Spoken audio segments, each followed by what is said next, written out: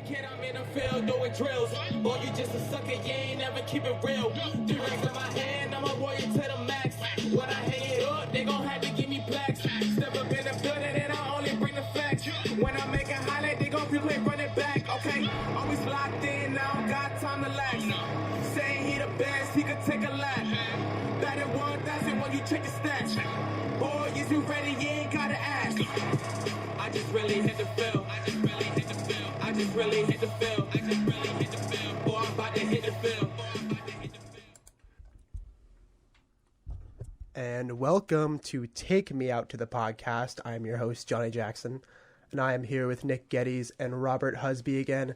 Nick, how you doing? I'm doing great. I am ready to talk NL Prospects, and baseball season is here. And so am I.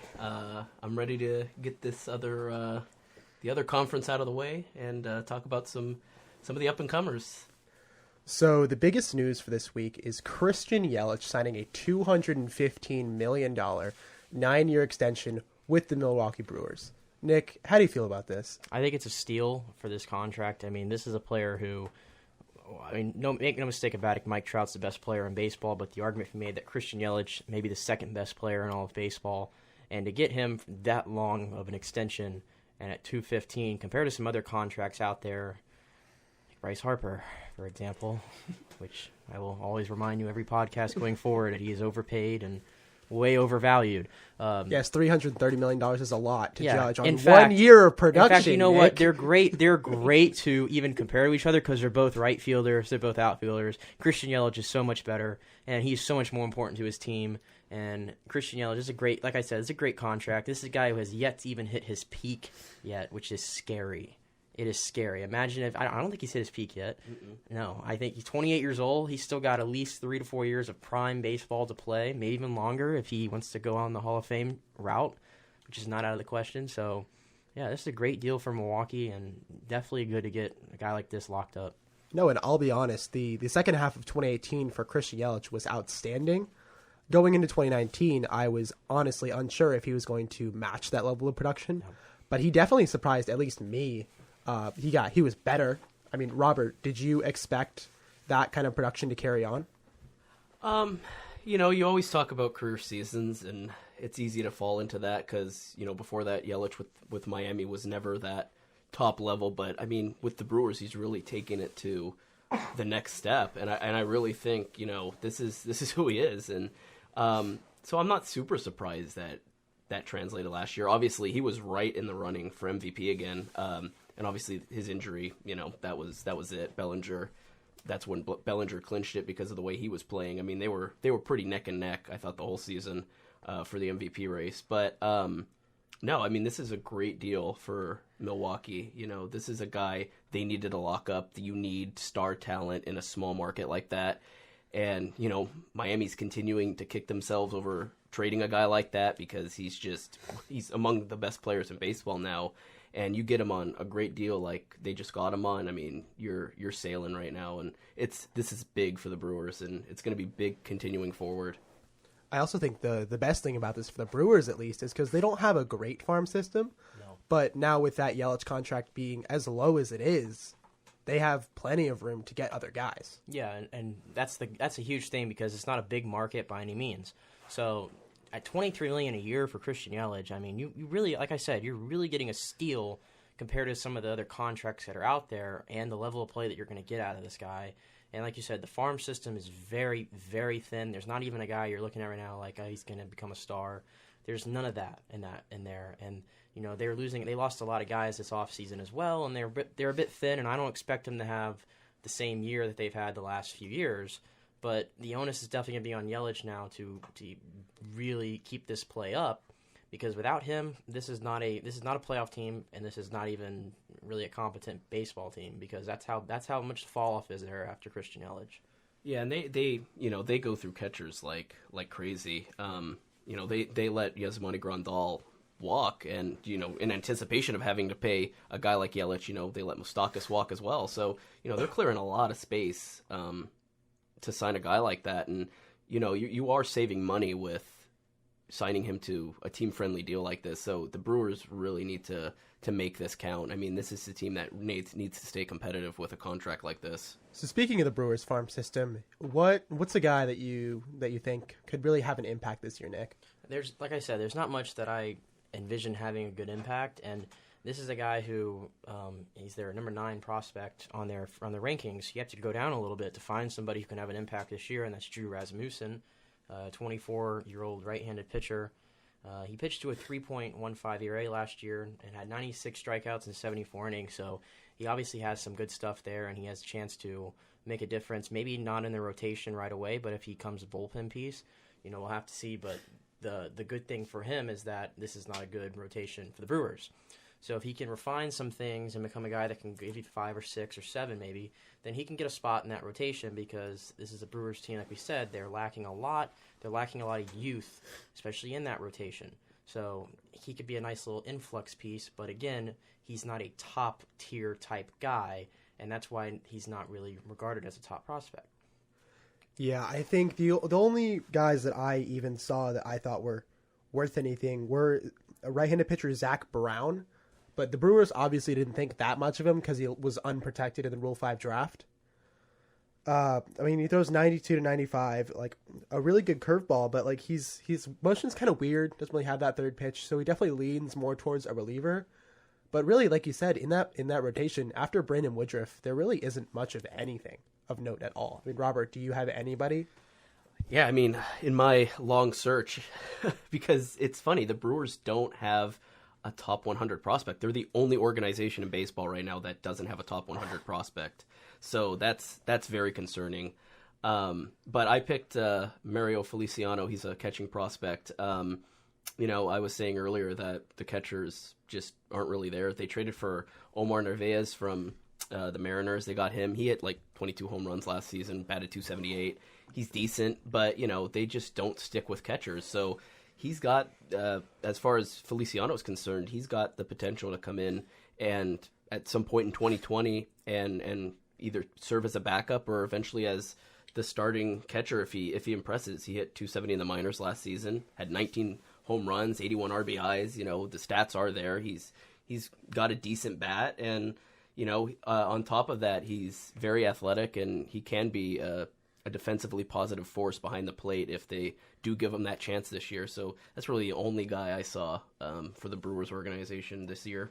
Yeah, and like even kind of following up on Rasmussen, the other thing with him is the injury bug. He's had 2 Tommy Johns already, one at Oregon State, one so far in the minors. That's obviously a big question mark, and that's the reason why he hasn't been able to progress much in the minors. But he's at that age now, 23 years old, where you would think he'd be in AAA ball.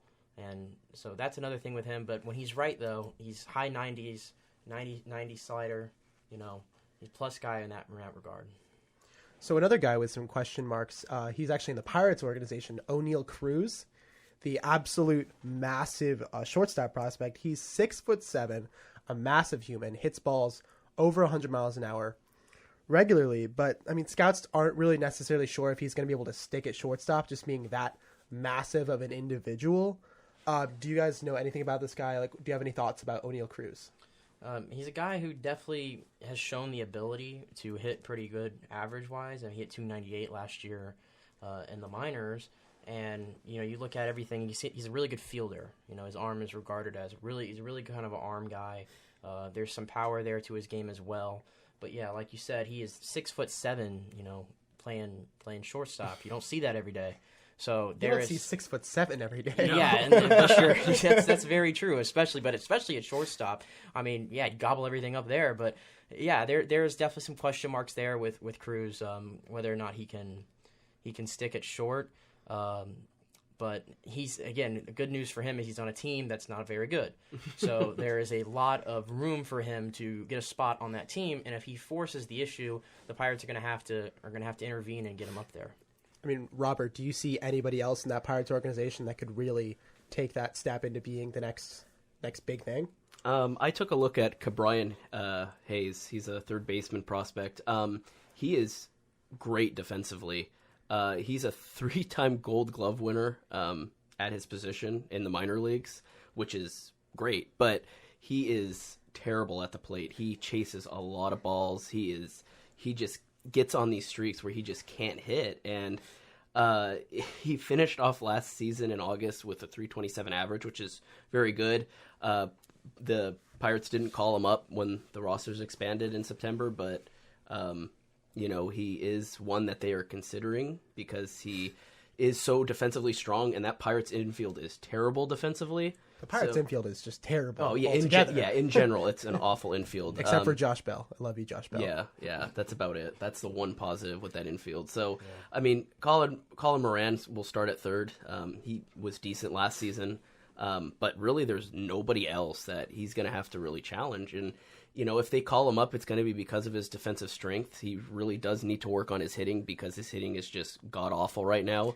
But if he can bring that Gold Glove to third base, I mean, at least you're giving the Pirates defense when Moran's not playing. Yeah. I think the most important prospect though for them, who's not really a prospect because he got a cup of coffee in the majors last year, was Mitch Keller. He's the X factor for this Pirates team and their youth department because he has done it all throughout his minor league career. He's been able to have a plus fastball, high strikeout rate. Then he gets to the majors last year, 11 starts, and he pitched to a 7.13 ERA. And, you have to ask yourself, how can your ERA balloon that much in the MLB? And I know it's hard. It's obviously very different to pitch in the MLB, and I understand that. But Mitch Keller needs to pitch like the Mitch Keller that they've known in this system for the last 4 or 5 years. Because this is a Pirates rotation that is headed by, Chris Archer and Jamison Taillon and Joe Musgrove, and there's just not a lot of inspiring. Chris Archer, headliner. They wanted him so bad they gave away their top 2 prospects. Thank you, Pittsburgh. Thank you. Thank you. Chris Archer parlayed one good 2015 season. No, he parlayed one great first half. Okay, that I want to always preface that he had one good first half and made a reputation off of that. But you know what? The Pirates are suckers. The Pirates are suckers. They can deal with Chris Archer going forward. Oh man, the Pirates, the angriest team in baseball last year. Just that rivalry between the Pirates and the Reds, oh man. Yeah, 2 bad teams fighting with each other. The Reds are decent. Speaking of the Reds, they got a couple guys who are kind of interesting. I mean, they have catcher Tyler Stephenson, a minor league catcher. Mm-hmm. He has a 70 grade arm. He has big power potential. He's stuck by that injury bug a little bit last year, but I mean, he has potential, and I think he serves as a great counter to Tucker Barnhart, who's kind of a very defense first catcher. Yeah, I mean, a defense first catcher is your primary guy, and then an offensive guy is your secondary. I mean, I think that's a really good dynamic for the Reds to have. Yeah, and I think although Tucker Barnhart is a really good defensive catcher, if you're a really good hitting offensive catcher, you are a commodity in this league. There's not many of you. If Tyler Stephenson can hit the way that he's kind of hinted at in the minors, which he hasn't been able to put it all together yet, but he will definitely get his chance, and there's not much after Tucker Barnhart on this roster. He may have a chance to be the backup right away. And if he gets, who's like a Kirk Casale? Yeah, I mean, and Kirk Casale he's not obviously the answer. Rays legend, Kirk Casale. Rays legend, Kurt Casale. But I digress. Yeah, Tyler Stephenson is going to get every chance to succeed there because Tucker Barnhart's not the kind of guy you're gonna uphold a prospect with that potential. I mean, Robert, do you see anybody else in the Reds organization that's even worth mentioning? No, they're a lot like the Brewers. The only guy I really took a look at was Jonathan India. He's another one. He's a lot like Cabrian Hayes, where he just doesn't have the hitting aspect of his game down yet. But he's also a defensive liability, which is a huge concern at third base. He's already had 2 errors this spring, and he's just not hitting that well. Tyler Stephenson's one of those guys, one of those prospects that's hitting much better than India right now. They're still really high on him, though. They expect him to be in the organization midway through the season, probably. But he's just got to step it up. He's never been above AA. That's a big concern. But they're really riding high on that potential. I mean, coming out of UF, he was drafted out of UF. He was great at UF. So, they still think that potential's there, but he's just got to step it up in the minors, and he's got to work on the hitting, and he's got to work on the defense. And that's a big concern, but they, for whatever reason, I guess it's a lack of prospects, think he can come up some point this season. So I have a quick story about Jonathan India. So he played my friend Nate Peden in rookie ball. It was either last year or the year before. It was right after he got drafted. And so Nate's like, I've seen this guy. He hits really well.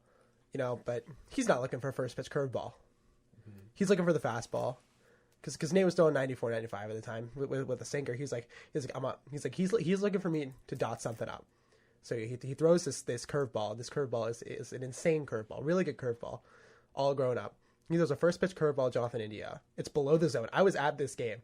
Jonathan India dips down almost on one knee, hits this ball about 50 feet over the left field fence, and my friend Nate is just sitting in the mound like, are you kidding me? Are you kidding me? Jonathan India is a monster. Yeah, he was definitely a catalyst at Florida when he was there, for sure. So, I mean, how do you guys feel about the Reds? Are they good? Oh, they got Moustakas this year, right? Yeah, they got Moustakas to play second base. I think they're and interesting. Eugenio Suarez they have, right? Eugenio Suarez. That's 2 All-Stars. They're interesting. I'm not going to say they were going to be great, but they're and interesting. I love Trevor Bauer. So they got Castillo, they got Bauer for a whole Yeah. season. They got Sonny Sonny Gray. Gray. Yeah, I mean, Sonny Gray. they're interesting. Yeah. Yeah, there's a lot to like there, but every year there's always those free agents who we know they're not top-tier players, but they get top-tier money for whatever reason because they're in free agency. Shin-Soo Choo, good example, years ago. I have a feeling that's what it feels like to me that Mike Moustakas and Nick Castellanos are. I feel like they're getting paid to a point where they're to contracts that I think Moustakas especially because he's already, entering his 30s, and I don't know if he can live up to that contract, and I don't know if they're there yet. It's a lot of money to put into guys who I don't think are really going to move the needle that much and up the standings. So in that respect, I'm a little skeptic on Cincinnati. But if we're talking about pitching, though, I have to love that front three. But I do want to see Sonny Gray again because this came out of nowhere with Sonny Gray last year, and I could argue it was his career year because he never really hit his potential in Oakland. New York was a disaster. So I'm going to have to see more of Sonny Gray to be solidified. And Trevor Bauer had a down year last year. So he has a lot to prove to himself as well. And Castillo did not end the year on a high note either. He was a little inconsistent, but that's expected out of a young pitcher. So there's a lot of question marks there with Cincinnati. So I'm very uncertain with them. Right now, to me, they feel like an 83 to 86 win ball team. And in order for the Reds to kind of get into the playoffs at all, they're going to need to deal with the Cubs and the Cardinals. And the Cubs have an okay farm system, I guess. I mean, they have a little utility guy, Robo Garcia, 5 home runs in 31 games in a cup of coffee. But I mean, really high K rate. I mean, what do the Cubs have? Do either of you see any real big impact prospects for the Cubs this year? Not huge, but a guy that they actually did give a chance to last season a little bit for 20 games was Nick Horner. He's a shortstop. There's just so much competition in the Cubs infield right now. But he hit 282 and 3 home runs when they called him up last season, batting 278 right now in the Cactus League. But yeah, I mean, it's just the infield competition that might keep him out for a good majority of the season. I don't think he'll start with them, but they got Javi Baez, they signed David Bodie, they signed Jason Kipnis, Daniel Descalso's still there. So, that's an infield right now that he's going to have to compete with, and they got a lot of utility players that are going to get the nod over him, and you'll probably see him at some point this season. So there's hopes for him. Yeah, there's not a lot to like in the Cubs system right now. And that again, when you're a good team like they've been for the last at least 4 or 5 years, that tends to be what happens with your farm system because all their players they have now were in their farm system before. One guy I noticed last year they gave him a cup of coffee as well was Adbert Alzolay, 24-year-old right-handed pitcher, and he can get it up to about 98, and it's got good running movement on it, and so he showed that in the minors, but he's never been like a guy that can get that ERA underneath control because even in the minors he's pitched to a mid-4 ERA. Brought him up in the majors last year, albeit only 2 starts, but he had a 7 ERA in those 2 starts. So he definitely has a lot to get underneath control in regards to his mechanics and his just his overall makeup. Yeah, his overall makeup. The Cubs pitching staff in general is just very old, and Yeah. I don't know how much longer they can just keep trotting John Lester out there and expect him to be the end all be all. Yeah, and you have Kyle Hendricks in there, and he's in his prime, but he's not a guy that's going to blow you away. He's just kind of ground ball pitcher, very just kind of rock solid. All that 83. Yeah, but yeah, they need some youth, and he's not going to steal the show, and that's kind of where I'm at with the Cubs. Is they don't have any guy. This is not a guy who I don't know if he's going to pan out. I don't know if he's going to be good or not, but he's worth giving a shot, and I think he will get a shot because he's a thin system, and especially with Cole Hamels. Yeah. Cole Hamels isn't going to be right for the start of the season. No. Well, he's with the Braves. Braves. Right? Oh, that's right. Yeah, I forgot about that. Yeah, so he's not even. That's another guy out of your rotation. I mean, and they have Yu Darvish.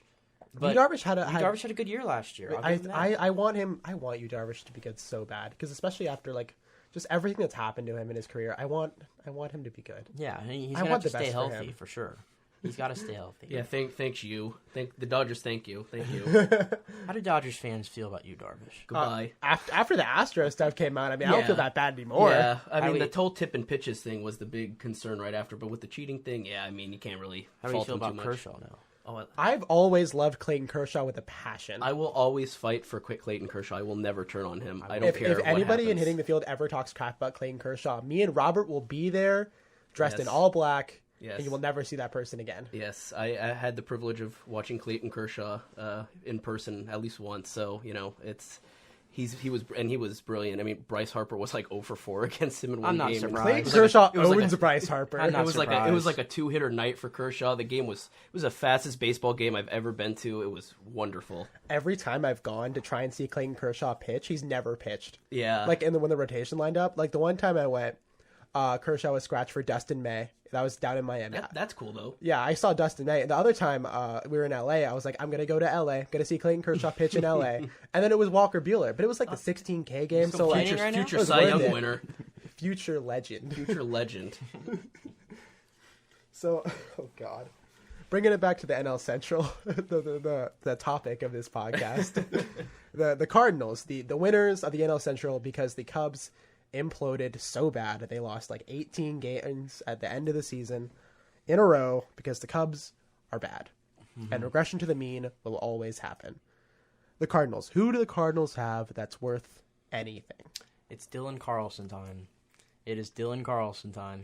I would put him in majors right now. Oh yeah. Because they need some pop in that lineup, he'll give you pop. And if you're looking at that Cardinals outfield, Marcell Ozuna, gone. Harris, okay. Out. Harrison, so yeah, I was about to yesterday, Harris, Sean, we were watching the Cardinals Mets game. Sean said that Harrison Bader looks like Jake Paul, and I can't get it out of my head. He plays like Jake Paul. I remember he did say that, didn't he? He did say that. Robert was there. Yes, I was there. He kind of looks like Jake Paul, and I can't unsee it. No, but yeah. He also can't hit. He can't hit. That's my point. Great defensive guy. I mean, nobody's going to take that away from him, but he can't hit. He hits worse than Kevin Kiermaier. If Kevin Kiermaier is hitting with a wet pool noodle, Harrison Bader doesn't even have a pool noodle. He's just flicking and hoping his hand hits something. Yeah, back to Daniel Carlson. But yeah, if you're looking at his competition, it's Harrison Bader and it's Tyler O'Neill, who's another guy who's no longer a prospect anymore, but another young guy who they're counting on. And I think that's a good problem to have. You have three guys who are young, and it's kind of which one's going to step up and just grab it. And I think Carlson, it's his time to get that. Carlson had a 2020 year last year with home runs and stealing. I mean, he adds that kind of dynamic presence into that lineup that they really honestly need. Absolutely. Because Matt Carpenter isn't getting any younger. He had a horrendous, I mean, I don't know about horrendous, but it definitely did not look good steps back after from his MVP 2018 candidate season the year before. I mean, who wins the NL Central? Probably the Cardinals, right? I mean, I have the Cubs. Or the Brewers are up there too, though. I think very, very wide open division. Yeah. It's very wide open. The only thing that's not winning is the Pirates. Yeah. So my friend Aaron talks about how the NL Central division is the best because it's so competitive, but that's just because he's a Pirates fan. But they're all he's just so sad all the time. They're the worst division. They're all just mediocre to decent teams. Top to bottom, the worst division, I think, just because there's no standout team that you could say, oh, this team could win the World Series. Because I don't think any of those teams could win the World Series. No, not at all. Not even close. Not even Cardinals Magic. They can't. They can will not sniff can it. save anybody. No. So back to the actual best top to bottom division in baseball, the NL East. Does anybody disagree with that statement? Top to bottom? Yeah.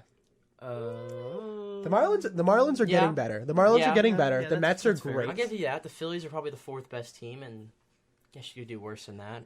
The Phillies are the fourth best team, but the Phillies are a pretty good team, all things considered. I mean, the Phillies coming up, I mean, they got Spencer Howard, maybe, right? And they got Alec Baum. Yeah, Alec Baum, he looks real good. Yeah, and the Phillies don't even have really a third baseman on that roster. Like, Scott Kingery can play third base, but he's been in the outfield a lot. So now that Michael Franco got shipped out, Alec Baum, it's his job for the taking. Because Michael Franco's been only 25, 26, but it feels like we've been waiting for him to be good for years. And now he's out of Philly to Kansas City. So, he's out of the equation. And like I said, Scott Kingery has been playing in the outfield a lot, especially last year. And I think they're going to put him there in the outfield again. So Alec Baum is going to come in there and play third base for you. And he's got the pedigree for it. Another thing I really liked about him last year was that he cut that K rate down a lot. Yeah. Struck out a lot less in AAA. Obviously, AAA pitching is not as good as Major League pitching. But you like to see that kind of adjustment from a player with big power potential. Because he's not like a Joey Gallo who's going to either strike out or home run, and he's going to hit 220. Well, he's probably going to hit you, 260, 270, have an on base around 320, and then hit you 30 or 40 bombs. And what else can you hope for out of a third baseman? I mean, he plays decent defense. Another guy I like for the Phillies is Spencer Howard. Mm-hmm. He's projected as a number 2 starter, especially with Aaron Nola and Zach Wheeler. I mean, people have been waiting for Nick Pivetta and Velasquez to break out for years. But, I mean, if they don't, I mean, he throws 97. He's got a really slow curveball. His changeup is good. It's above average. It's a plus pitch. And that slider is really his make or break if he's going to be an elite of the elite starter or just a good starter. Yeah. But even if he's just a good starter, the Phillies have a really scary rotation, I think. Mm-hmm. Yeah. I mean, Robert, go ahead. Oh, yeah. I mean, he's their top pitching prospect, but he also jumped 3 minor league levels last season. He threw a 196 in the postseason and the regular season combined. So he's nasty.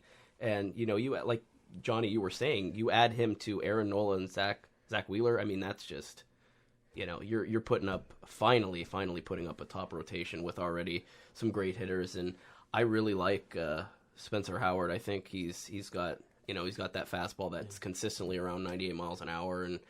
And his big concern, though, is just injuries. They kept him to just under 100 innings last season, so they're really being patient with him. They're making sure, he just doesn't re-aggravate his shoulder, and that's a big concern. But, if he can stay healthy, I don't see why he's not going to join that rotation this season. Yeah, and you look at it in the minors, 281 strikeouts and 211 innings. That's getting it done. That's plays. That's that getting plays. it done. And 98 plays. And his money too after that, his bread and butter after that fastball is a circle change, and it's rated as a 60 on the level, which is pretty good. It's the second highest pitch on the prospect scale, and that's his bread and butter pitch when he needs to get that out. I mean, he can blow you by with that fastball, but when he brings that circle change out, it really shows that he can have another pitch with him as well, and he's got other stuff that can develop too. And he's not done developing, but like Robert said, he dominated last year in the minors, and he ran his way right through it. I think he's ready. He's knocking on the door to come up to that Phillies rotation. And the other thing we see with a lot of minor leaguers is their changeups aren't great, so it's not necessarily determined if they're going to be a starter or reliever. Mm-hmm. He already has that dominant changeup. Yeah. So I think he's going to come in and be easily their number 3, probably by June. Yeah. May or June. He fools a lot of batters with that changeup. It's disgusting. That's absolutely disgusting. Filth. So, I mean, another guy whose stuff is absolute filth is a Marlins prospect, Sixto Sanchez. Mm-hmm. The main piece of the JT Realmuto trade. I mean, he sits 96, 98. He tops out at 100, which already that's great. His changeup is phenomenal. 2 good breaking balls at different speeds. I think he's probably going to be in the majors by June. Maybe a little earlier, depending on how bad the Marlins are, or how not necessarily how bad the Marlins are, but maybe injuries, because they're definitely going to call him up after he won't qualify for Super 2 or anything. They're gonna want to definitely stretch his team control out. So once they can control him for 7 years, cost control, they're probably going to call him up because there's no reason not to. Yeah. Even if he sucks, what are you going to lose? 100 games instead of 98? Oh no. They're losing well north of 100. They're not great. No. I mean, does anybody else in the Marlins system stand out to you? Robert, you go ahead. Yeah, actually, the other Sanchez, Jesus Sanchez, he's an outfielder.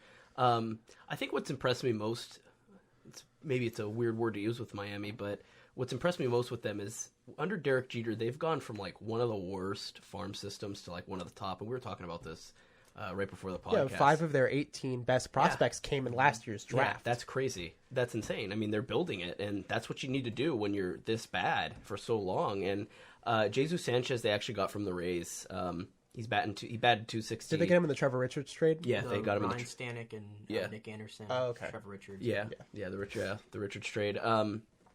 He's their third overall prospect. Kind of funny. I was reading scouting reports, and he's actually, if DH was an option in the National League, the scouts have said that he would be a perfect comparison to Big Papi. Like, he's just got that style of hitting. But, hitting 260 is not terrible. Which I do think the universal DH will be in both leagues by 5 years. I hope so. Yeah, I really hope so. I'm tired of watching pitchers trying to hit. It's Clayton Kershaw DH'd yesterday, and I was just like, why? Why risk injury like that? He DH'd for himself in a spring training game, and I was like, I get it, but like, it's stupid. Yeah, I want to watch you throw your disgusting curveball and maybe hit 93 again. That'd be great. Yeah. Don't hit. Yeah. Stop it. What, Madison Bumgarner's like the one guy you actually like to watch hit? Like because maybe pitchers, Ohtani. Because pitchers don't hit. Yeah, exactly. Pitchers who rake.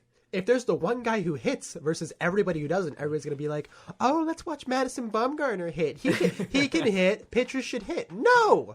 That's stupid. Adam Wainwright lost a whole year off his career and potentially like the rest of his dominant career because he's running the bases and tore his Achilles. Yeah. That's stupid. Yeah. That shouldn't happen. Look at I mean, again, Dodgers bias because I watch the Dodgers so much. Thank you. I love Dodgers bias.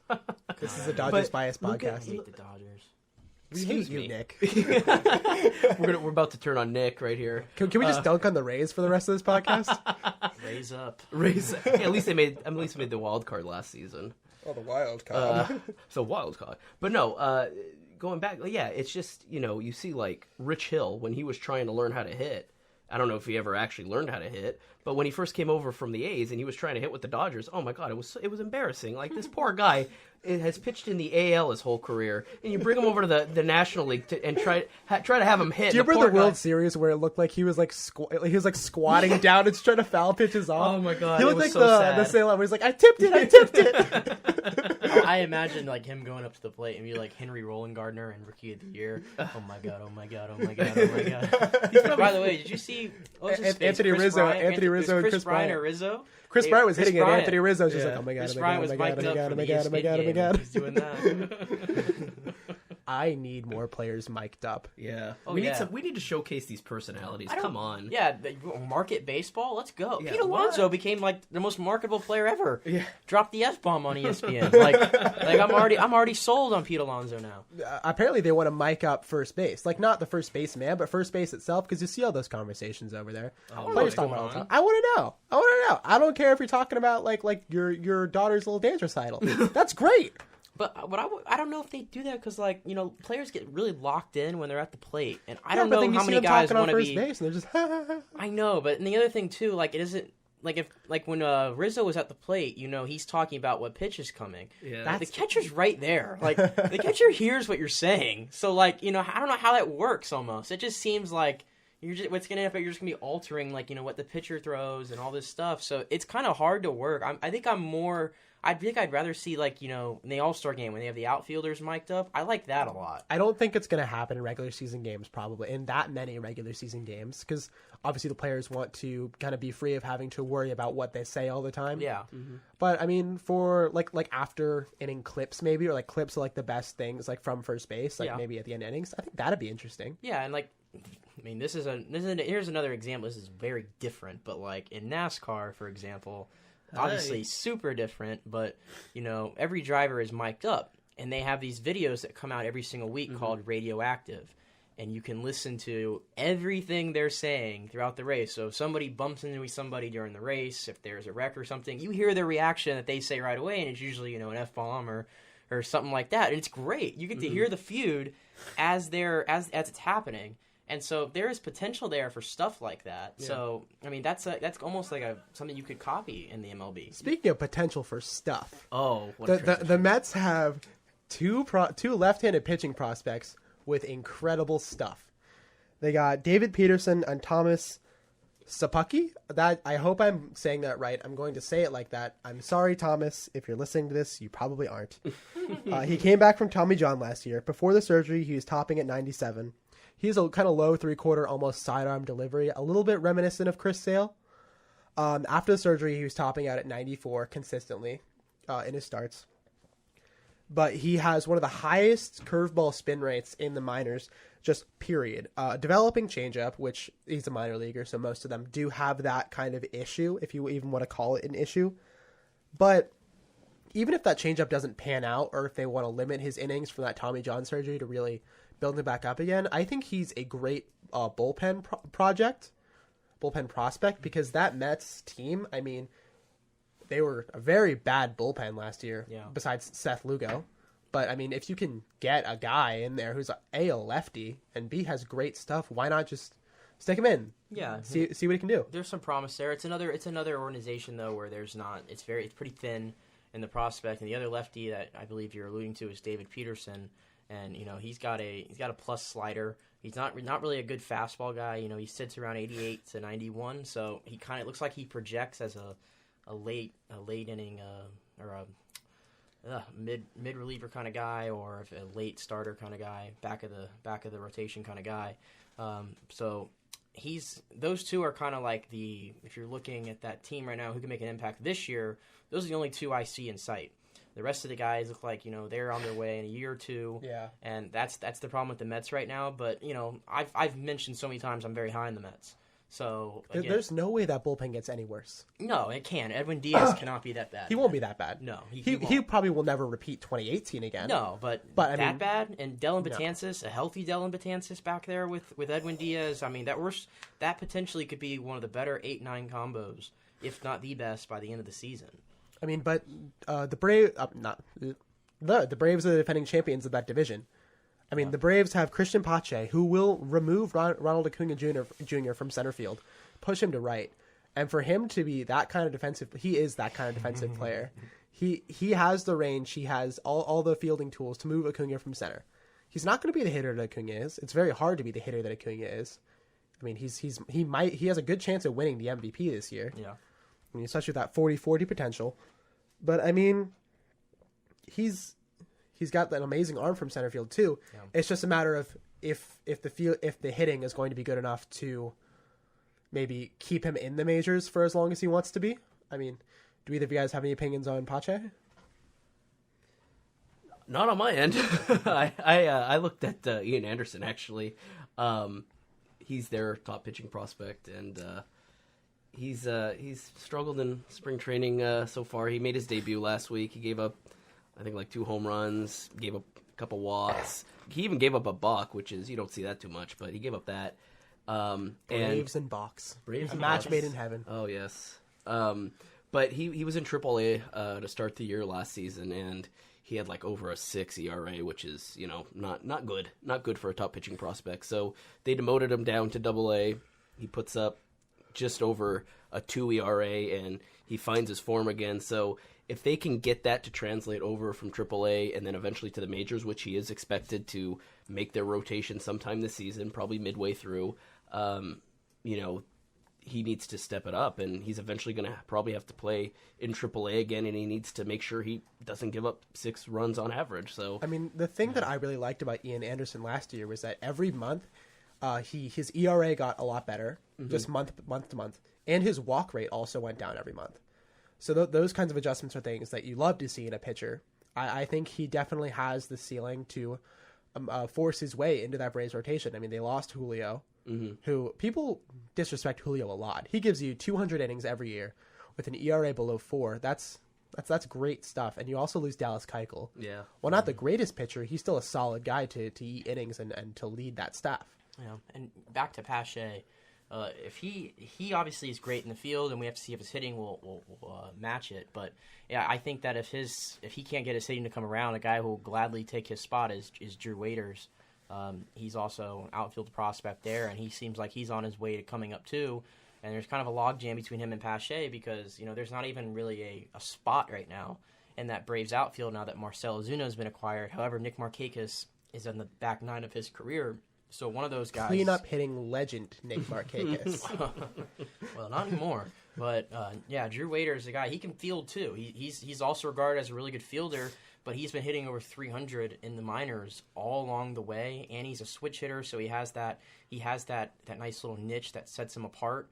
And I think his hitting is the reason why the Braves may be looking at him along with Pache, and we may be at a situation where if Pache can't get that hitting along, they'll gladly make Drew Waters the guy. Get Drew Waters in there, because why not? If he's been tearing up it for that long, and it can move a great fielder to another position just because of how impactful his glove is, why not? Yeah, and then maybe one will become a trade candidate, which is a little bit more advanced for prospects right now because we don't know what could happen, but.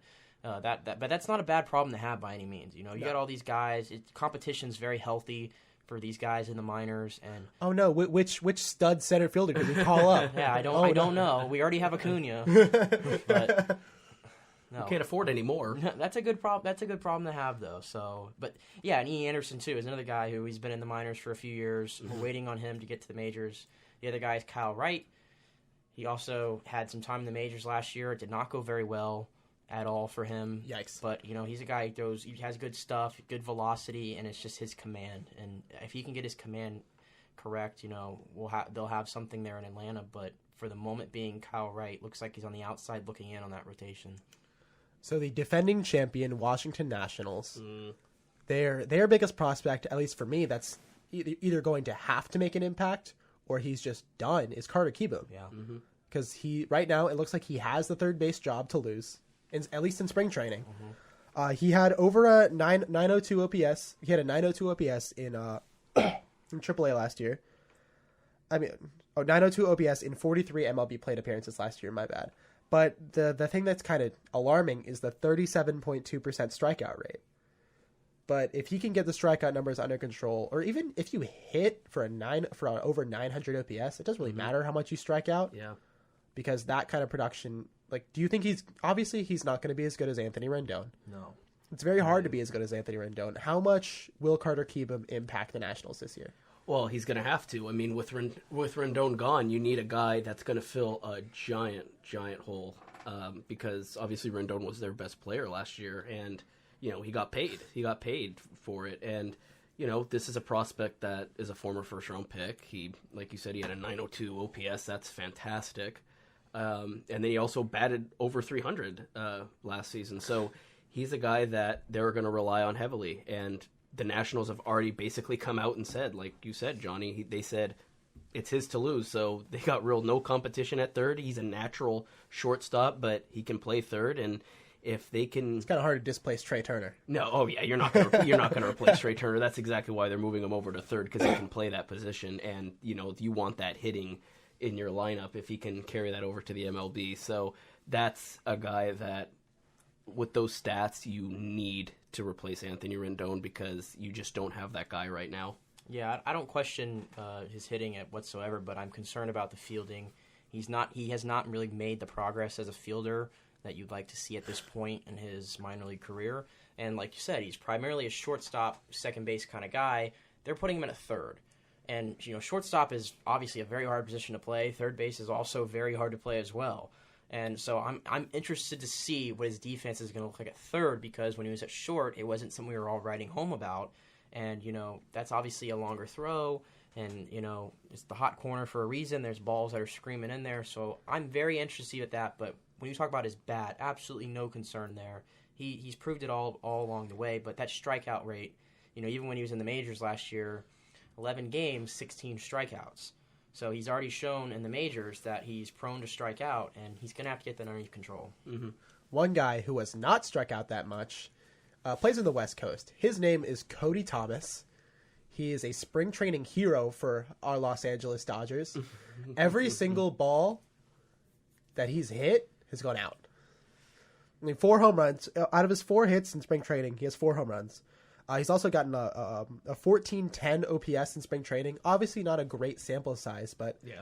I mean, he's probably not going to make the big leagues until at least July if he really lights up AAA like he's lit up spring training. But I think he could really be like a powerhouse prospect. I mean, he's also robbed a home run in spring training. He's had a great defensive showing in right field. Honestly, when he robbed that first home run, I was watching the game in spring training. I thought it was still Belly out there. Because they just said Cody robs a home run. I was like, cool, Belly, let's go. I mean, do you guys have any? Obviously, there's Gavin Lux, who's the Dodgers' big prospect. He's the easy one. Is there anybody else you guys think could really make an impact for the Dodgers this year? Well, I mean, Dustin May, if you want to consider him a prospect, obviously he's another obvious one. They're really, really high on Dustin May. And obviously Gavin Lux is going to be right in the running for NL Rookie of the Year if everything goes according to plan. My guy, Brewstar Gratterall. Oh, yeah. Kid is filth. Disgusting.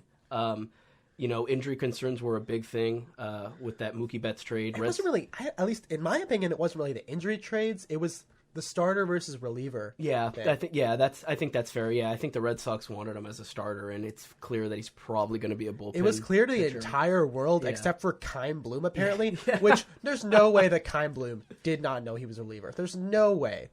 Do you Google the guy at all? I know. If you Google him, look at he's reports, a reliever. man. I mean, come on. I know he's a young GM, but come on. Yeah, I have a hard time because obviously he came from the Rays, and I'm a Rays fan, so I'm familiar with Hines. You're a Rays fan? You know. Wow. Oh my God, Nick, really? Oh my goodness. Anyway.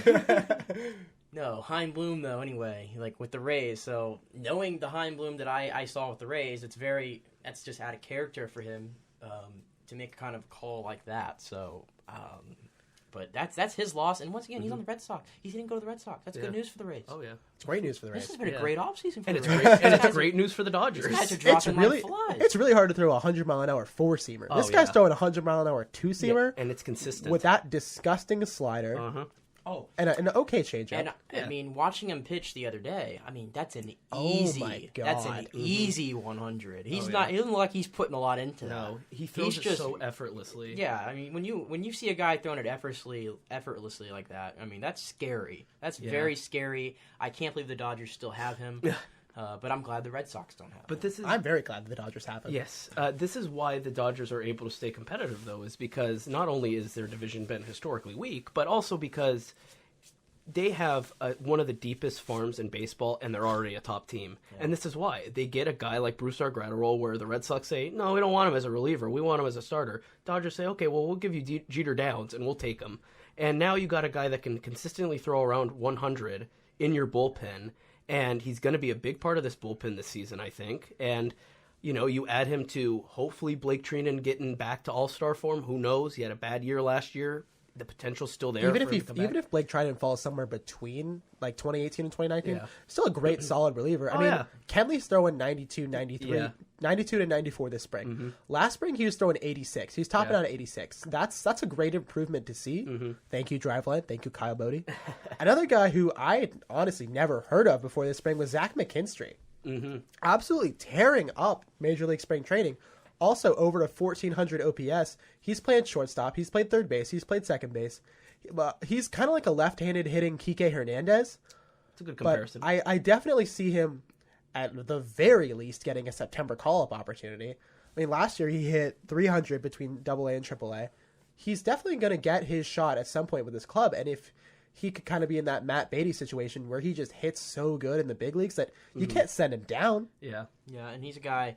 I mean, crazy little fact about him, drafted in the 33rd round. And so look how much he's at getting a major leaguer in any round is tough. Yeah. Getting a major leaguer in the 33rd round? Yeah, and he's a really good fielder too, and that helps him along the way because he's not just a one-dimensional hitter. But the Dodgers, they have so much depth in the outfield and the infield as well that, if he has infield versatility, if he wants to play third, I guess the options there maybe because Justin Turner is his time. It looks like it's He still has a lot. He has some left in the tank, but he's up there in age, obviously. He's probably got 3 years. Yeah, I mean, we'll see with Justin Turner, and there may be a spot there for him, but Corey Seager's not going anywhere. Gavin Lux is not going anywhere. Max Muncy's not going anywhere, and the outfield is pretty stout, I'd say, now with Mookie and Bellinger out there. I mean, the other teams in the division. I mean, they have the Diamondbacks. One guy I like for the Diamondbacks. He's a second base prospect.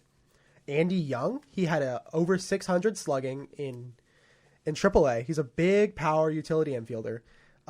He's not amazing defensively, but I mean, if you have him start at second base, that pushes Ketel Marte to center field. And if you have two guys like who are that good offensively, I think it definitely kind of can overshadow the defensive lack, the lack of defensive ability for him. I mean, they also have Kevin Ginkel, who had 62 strikeouts in 33 and a third MLB innings, also with a sub-2 ERA in the bigs. I mean, is there anybody else in the Diamondback system who you're really big on? Not really big on per se, because I don't like when you were talking specifically about Young there. I don't see a place for him in that team because their infield's pretty set with Ketel Marte, Eduardo Escobar, and Nick Ahmed. So I don't know if there is a place for him. But one guy who showed a little bit last year, he was up there for 15 games with them, was John Duplin. And he wasn't awful. The 4.42 ERA, which you can build off of that for sure. He's got to get his walk rate down, and he's got to get in his give a 283 batters were hitting pretty well against him. But he's a guy in his minor league career, 2017, 1.39 ERA in 24 starts. So he's shown that he's able to put it together for a full year. The knock on him is that as he got to AAA last year, the 5.21 ERA came out. And so there was an obvious regression there, but he didn't fare that bad in the majors. So end of story for John Duplantier. I think he could be a guy you can plug in your bullpen. He's gonna throw hard, and he could get some outs for you, but he's got to have command of those pitches. I got Dalton Varsho. He hit 301 in AA last season, which is pretty impressive for a catcher. And he's not only a catcher, he actually can be used in the outfield. He's seen some time there, I believe, in spring training. He's seen some time at both catcher and outfield as well. As far as catching goes, his main competition in Arizona is Stephen Vogt and Carson Kelly. Not great. No, not great at all. Because Stephen Vogt... It opens the spot. Yeah, absolutely. So, I mean, this is a guy that absolutely can be seen this season if Vogt and Carson Kelly just aren't up to par, or if there's injuries in the outfield or at catcher, catcher's a very weak offensive position. And another guy who's in the same division, prospect, who could be really good is Joey Bart for the Giants. Mm-hmm. I mean, he hit 316 with a 368 on base, 544 slugging in AA. He absolutely raked in the Arizona Fall League with over 1,200 OPS. I mean, that kind of hitting prospect is great. Another guy who I think is really interesting to look at in the Giants organization is Danny Jimenez. He's a Rule 5 selection from Toronto. He had a high strikeout and walk percentage in A+ and AA ball, but the Rule 5 draft means that he has to stay in the majors for the entire season, or else the Giants just have to essentially give him back to nothing to Toronto. So, I mean, is he going to be good? Do you think he stays with the Giants for this year, or do you think he goes back to Toronto? I think the Giants would be in their best interest for them to get him because he is a K machine. 93 strikeouts and just over 50 innings last year. I mean, that's absolutely pumping it at almost 2 strikeouts an inning. So he's a guy that definitely I think they would like to keep on. And a guy at 26, kind of a late bloomer. But, the Giants, I feel like I do this every single week we talk about the Giants. And I am so sick of them putting out these old players who are past their prime every year. And here we are again. Past their prime? I don't even think they had a prime, half of them. And, I mean, they won 3 World Series in that prime. The Dodgers still haven't won anything. So. Oh, yeah, when was the last time the Rays won, huh? You know what? If we give us $400 million payroll. I digress. The Giants, I mean, and I want to talk about Joey Bart. Get him as the catcher. Yeah. I do not want to see Buster Posey catching anymore. No. It's time. Buster Posey's still a good catcher. I definitely feel like it's time for you to move. I don't want to say move on completely from Buster Posey, but it's time to get someone else in there. It is time to move on from that era of Giants baseball. Yeah. It is time. Bumgarner's gone. That's the first domino to fall. I don't want to see Brandon Crawford out there. I don't want to see Brandon Belt, please. Your If big people- acquisition if was people Hunter keep Pence for telling crying me out that loud. Brandon Crawford is still a top tier shortstop. No. Get out of here. No. Get out of here. No. Yeah, that's the thing. I mean, I was looking at Joey Bart too, and he won the Johnny Bench Award for best catcher in college baseball in 2018. So this is a guy that's got a lot of potential. He's the 7th overall prospect in baseball right now. He's got a lot of potential, and he batted obviously it's a small size, but in the first week last week in spring training, he batted 545 or something crazy like that. But yeah, I mean, like Nick said, you need a youth movement on this Giants team. I mean, get over the nostalgia. I know it's great. 3 World Series, awesome. But you still have Evan Longoria. He's over 30. You got Brandon Crawford, baby giraffe, right? Brandon Belt. They brought back Hunter Pence. Come on, move on.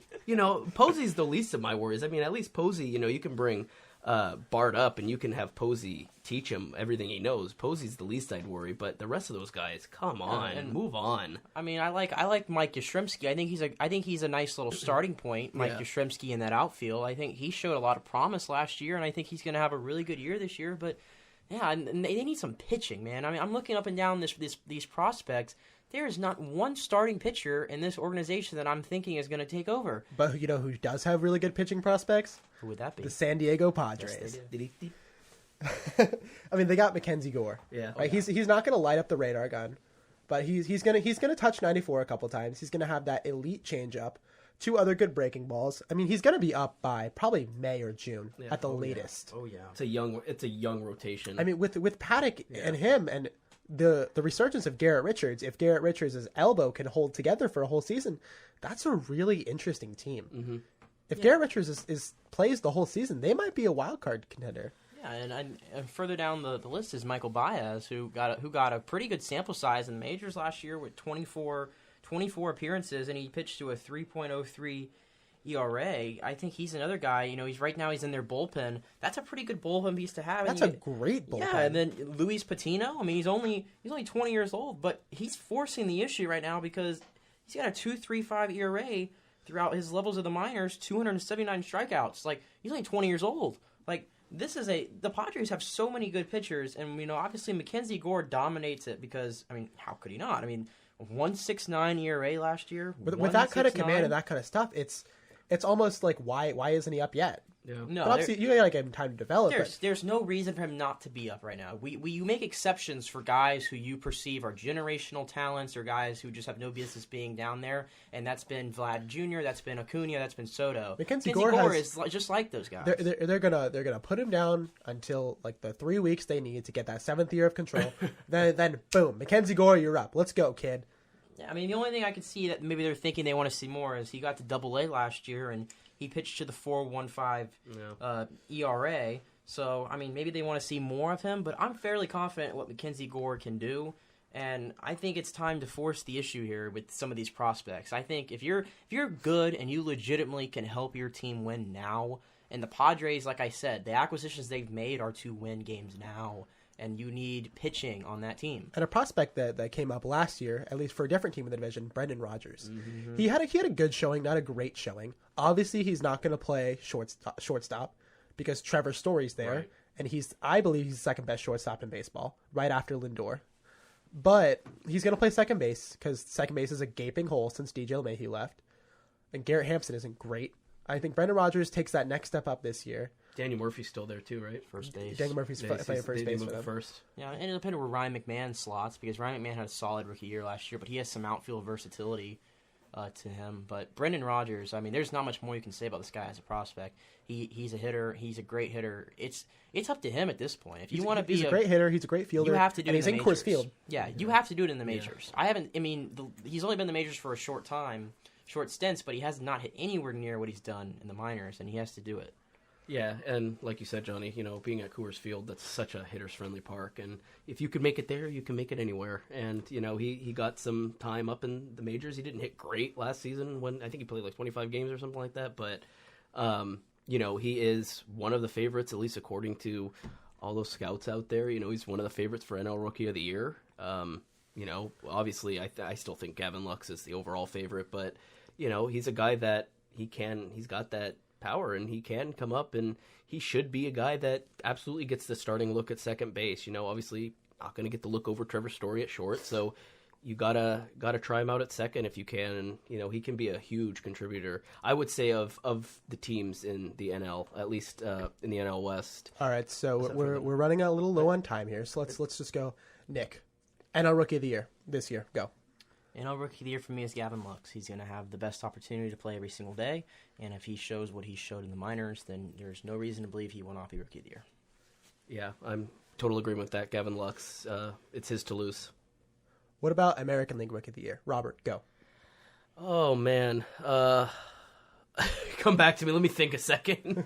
American League Rookie of the Year. I mean, you got Luis Robert, who's going to get a guaranteed chance to start every day with that big contract. I think he might have it. It could be Joe Adele if he comes up real hot.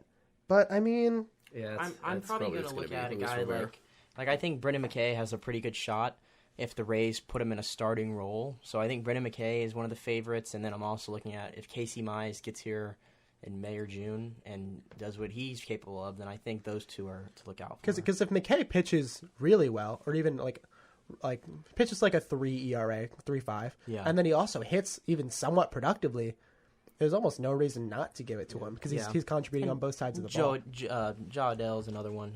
If he comes up, he's got the pedigree to do it as well. And unfortunately, that is all the time we're going to have for today on Take Me Out to the Podcast. Thank you for listening. And next week is spring break, so we will not be having any Hitting the Field content coming out for spring break. But these podcasts will be coming out over spring break. Expect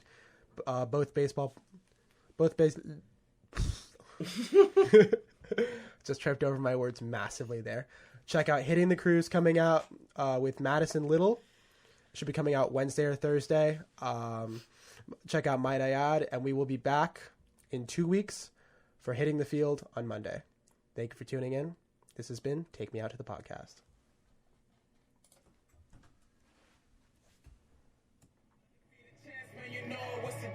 Tryna find a kid, I'm in a field doing drills.